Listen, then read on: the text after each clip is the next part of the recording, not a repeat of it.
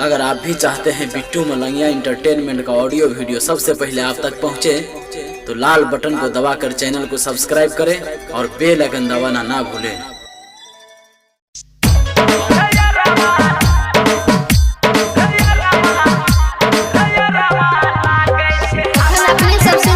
Bittu Malangia entertainment के